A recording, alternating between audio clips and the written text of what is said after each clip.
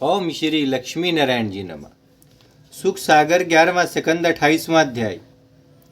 श्री कृष्ण जी का उद्धव से विरक्त होने का ज्ञान वर्णन करना। श्याम सुंदर ने कहा, हे उद्धव, ज्ञानी को किसी की स्तुति व निंदा करना उचित नहीं है। सब जीवों में परमेश्वर का चमत्कार एक सा समझना चाहिए। दूसरे की निंदा करने वाले अवश्य नरक भोगते हैं। इसलिए मनुष्य को उचित है कि अपना मन एक ओर लगाए रखकर ठाकुर जी की पूजा करते समय दूसरी ओर ध्यान न लगावे। शरीर में एक आत्मा जो शुद्ध है उसका ध्यान आठों पहर करता रहे।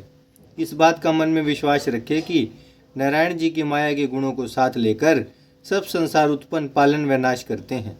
जब मनुष्य ऐसा विचार कर एक परमेश्वर को सच और संसारी व्यवहार को झूठा समझे तब उसका मन विरक्त होकर मेरी ओर लग जाता है। जब आत्मा मन और इंद्रियों के साथ मिल गया तब वह संसारी प्रीति में फंसकर माया जाल से नहीं छूटता। जिस तरह मनुष्य सपने में अनेक वस्तुएं देखकर जागने के उपरांत उसे झूठा समझता है, उसी तरह संसारी व्यवहार झूठा है। केवल परमेश्वर का नाम सच जानना चाहिए। हर्ष, सोच, क्रोध, लोभ, अहंकार, भय, प्रीति, शत्रुता, जन्म मरण, यह सब गुण माया के हैं। आत्मा उनसे अलग रहता है। यह संसार नट और भानुमति के खेल के समान झूठा है। ना आदि में था, ना महाप्रलय में रहेगा। इसलिए मनुष्य को ज्ञान रूपी तलवार से संसारी प्रीति और मन तथा इंद्रियों की तृष्णा काट डालना चाहिए। जब उसने संसारी माया छोड़कर अपने मन व इंद्रियों को वश में किया तब उसको घर व वन का रहना दोनों बराबर है। जिस तरह सोने का अनेक गहना बनवाने से नाम उसका अलग अलग होता है और वह सब गहना गलवा डाले तो केवल सोना कहलाता है, उसी तरह संसार के आदि मध्य में कंचन रूपी नारायण जी रहते हैं। उनकी इच्छा से अनेक जीव उत्पन्न होते हैं और अलग अलग उनके नाम होते हैं। महाप्रलय होने पर सारा जगत नष्ट हो जाता है। सब जड़ और चैतन्य परमेश्वर के रूप में समा जाते हैं। जैसे सड़क में सीप का टुकड़ा चांदी के समान चमकता हुआ देखकर कोई लोभी उठा लेवे और उठाते समय सीप समझकर लज्जित हो जावे, उसे ही संसारी गति झूठी समझना चाहिए। जिस तरह उड़ते हुए बादल से आकाश कुछ मिलावट नहीं रखता, उसी तरह आत्मा 84 लाख योनि में व्यापक रहने पर भी सबसे अलग रहता है। इसलिए मनुष्य को चाहिए कि अपना मन माया के गुणों से विरक्त रखकर हरि चरणों में ऐसा ध्यान लगावे कि संसारी वस्तु की कुछ चाव व प्रीति ना रहे। जिस तरह औषधि खाने से शरीर में रोग नहीं रहता, उसी तरह अपने मन और इंद्रियों को वश में रखने से संसारी तृष्णा और प्रीति छूट जाती है। जिसने मन और इंद्रियों को अपने वश में नहीं किया उसका तप व श्रवण करना वृथा है।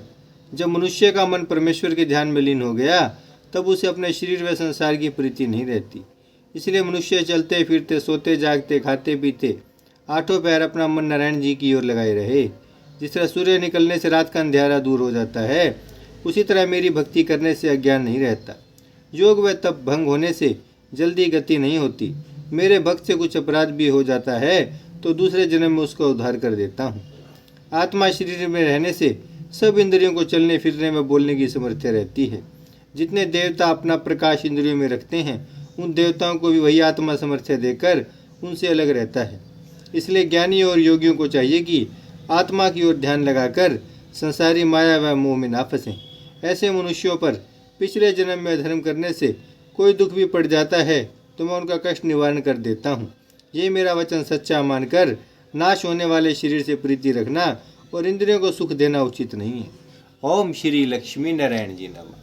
भजमन नारायण नारायण नारायण, श्रीमन नारायण नारायण नारायण, लक्ष्मी नारायण नारायण नारायण, सत्य नारायण नारायण नारायण, भजमन नारायण श्रीमन नारायण, लक्ष्मी नारायण सत्यनारायण, भजमन नारायण नारायण नारायण।